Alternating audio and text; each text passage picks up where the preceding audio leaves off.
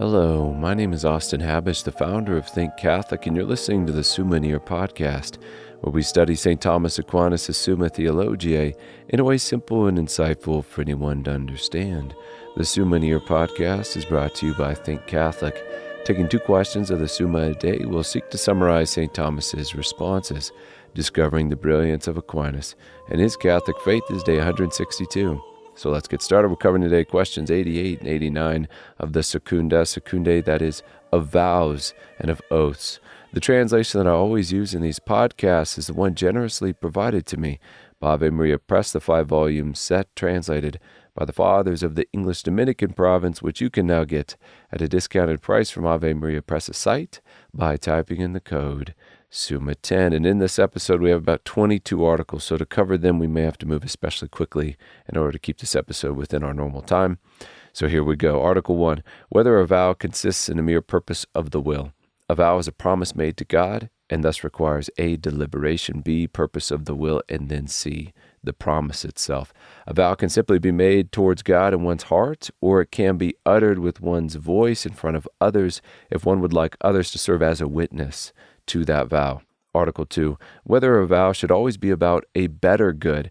Promises ought to be about those things which are neither impossible nor necessary, for it would be foolish to vow that one will someday die or that one will never fly. These are examples St. Thomas gives. Vows concern optional things, better, non-essential things, because one should not promise to do that which is optional yet lesser relative to the state they are currently in or their current spiritual practices, because we should always be aiming towards perfection. Therefore, a vow should always be about a greater good. Article 3, whether all vows are binding. It is written in Scripture, this is Ecclesiastes chapter 5, whatsoever thou hast vowed, pay it, and it is much better not to vow than after a vow not to perform the things promised. If one vows to God in the privacy of their own heart, having deliberated and voluntarily made this promise to God, then they ought to fulfill it, since it pertains to honesty and faithfulness to complete what one has promised to God. Yet if a man vows in his heart to join a monastery and the monastery reject him, well, this is an infidelity on his part. However, if a woman vow virginity and then fall short of that vow, for such a person who had the power to fulfill this greater good they vowed to God, St. Thomas writes, she is bound not only to observe what is in her power, namely perpetual continency, but also to repent of what she has lost by sinning. Aquinas has in mind here the sin of fornication, of course. Article 4, whether it is expedient to take vows. It is written in Psalm chapter 76, make your vows to the Lord your God and perform them.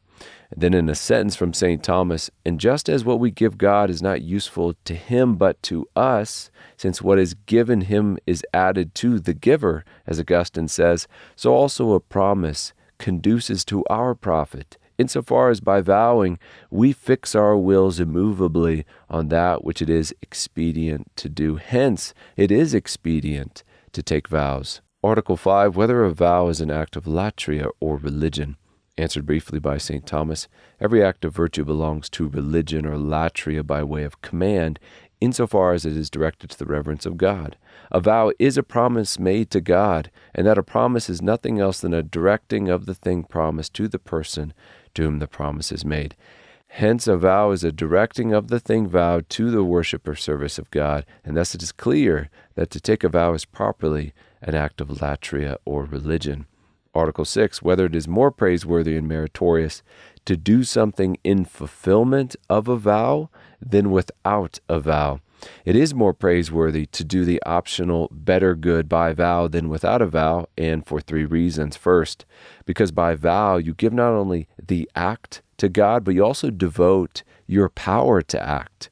You not only will to fast, but you also will to bind your will to fasting. Secondly, because in the same way that a man sinning by a habituated vice's actions are more evil because of his vices, the man conducting virtuous actions by a solidified will unto the good, i.e. by a vow, is a more good action. Lastly, because a vow pertains to the virtue of religion, which is the greatest of the moral virtues, and so adds to fasting or almsgiving a perfection it would not have had otherwise. Article 7, whether a vow is solemnized by the reception of holy orders and by the profession of a certain rule. St. Thomas responds, these vows alone, the reception of holy orders and by the profession of a certain rule, are an impediment to the contract of marriage and annul marriage if it be contracted, which is the effect of a solemn vow.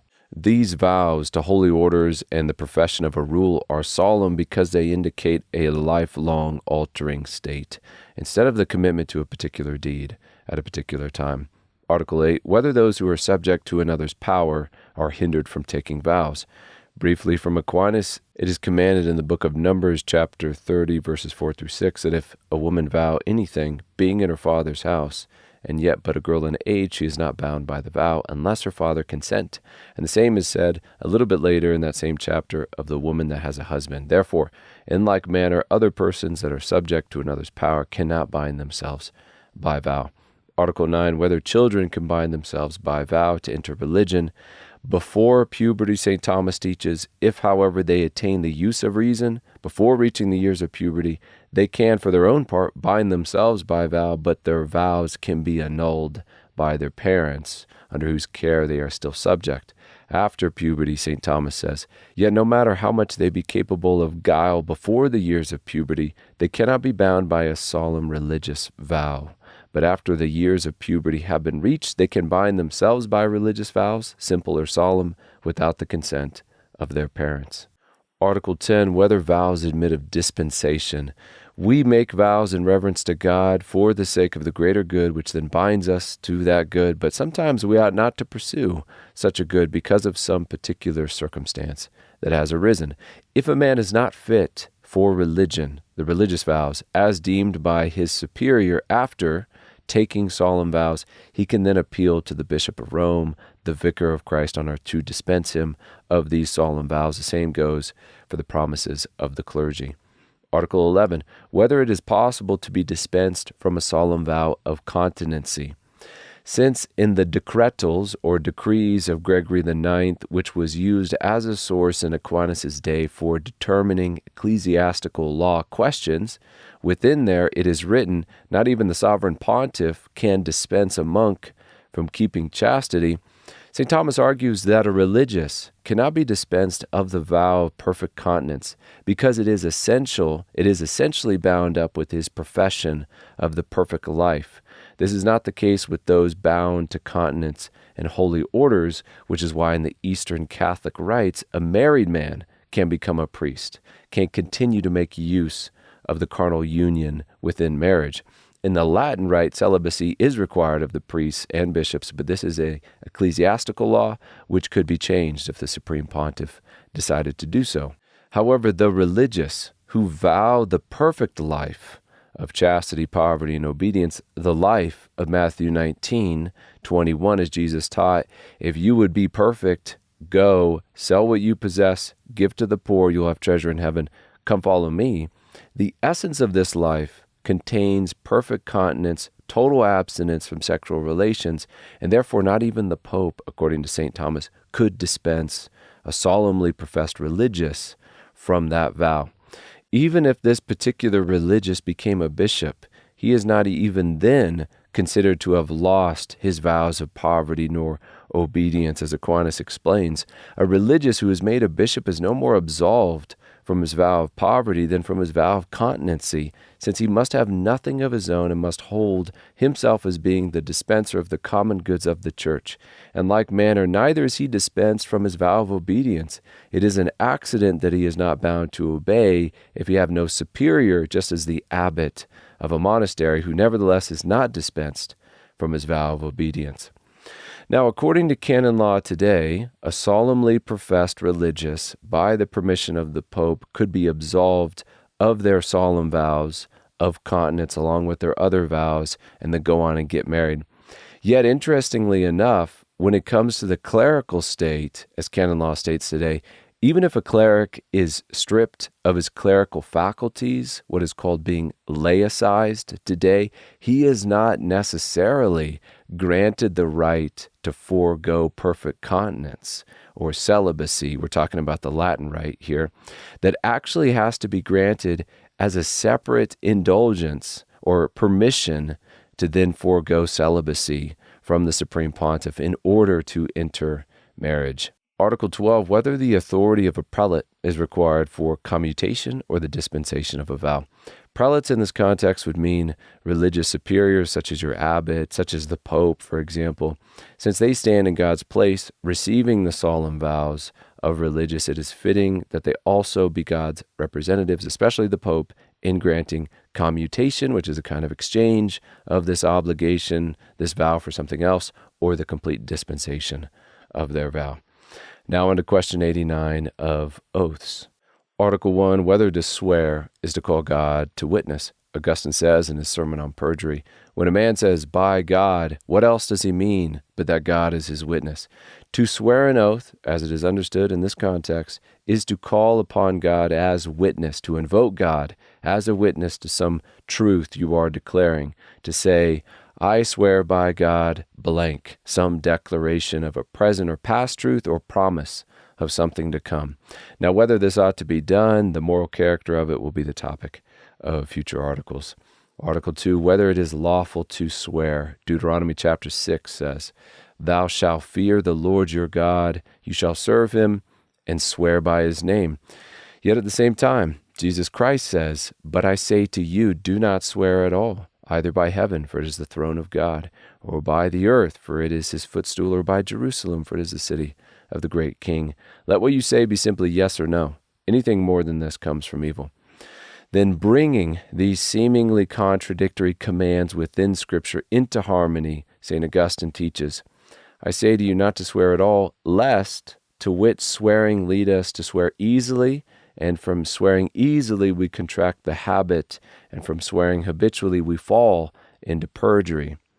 So in general, Aquinas tells us here that oaths are useful to put an end to controversies and to justify men, he says, and they also serve as a public witness or testament to God's unerring knowledge and truthfulness. But according to Augustine's teaching, they should be used sparingly.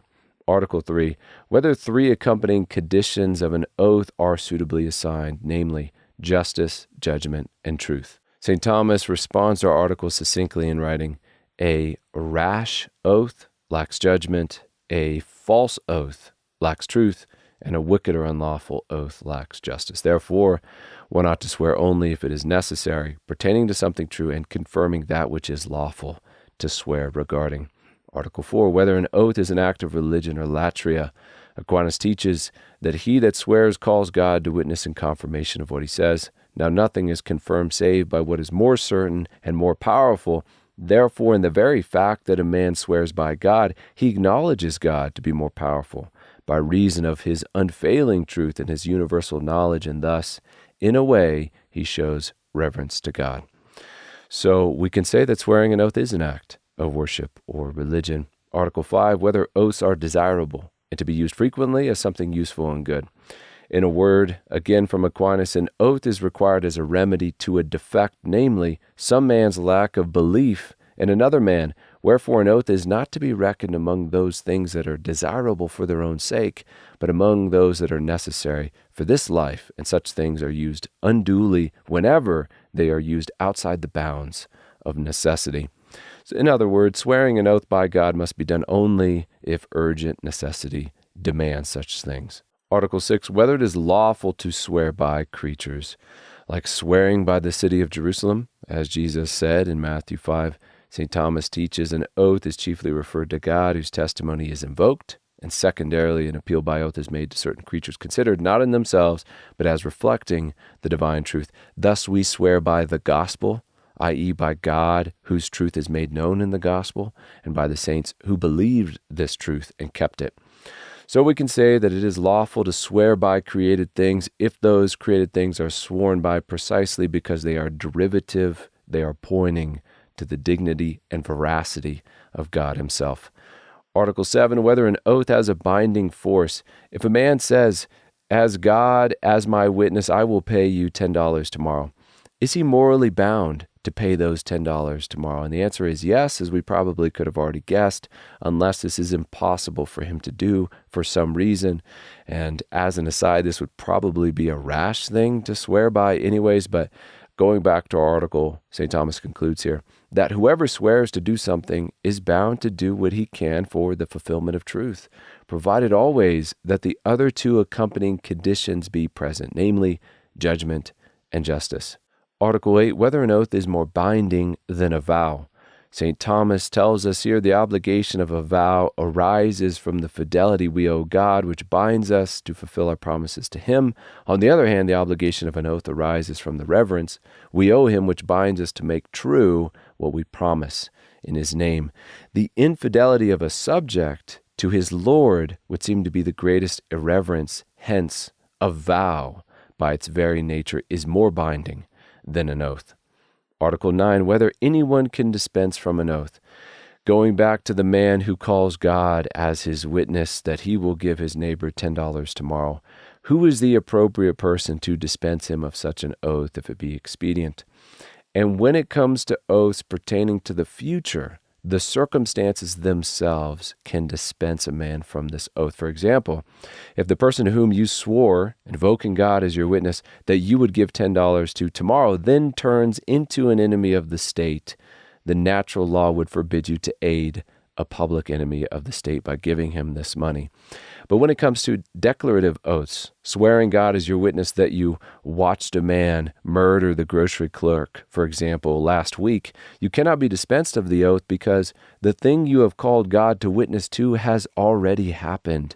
So either your swearing was true or it was false. Either way, its moral character is fixed. It remains in an irrevocable kind of way. As St. Thomas says here regarding this last point, now, the matter of a declaratory oath, which is about something past or present, has already acquired a certain necessity and has become unchangeable. Wherefore, the dispensation will regard not the matter, but the act itself of the oath, so that such a dispensation would be directly contrary to the divine precept. Article 10, our last article, whether an oath is voided by a condition of person or time. Quoting first St. Thomas, which we can then explain, he writes, "It is stated, let a priest be examined by his sacred consecration instead of being put on his oath. Let no one in ecclesiastical orders dare to swear on the holy gospels to a layman." What this means is that men of great dignity, like the clergy, should not have their words called into doubt in such a way that it is necessary to call God as a witness to their words.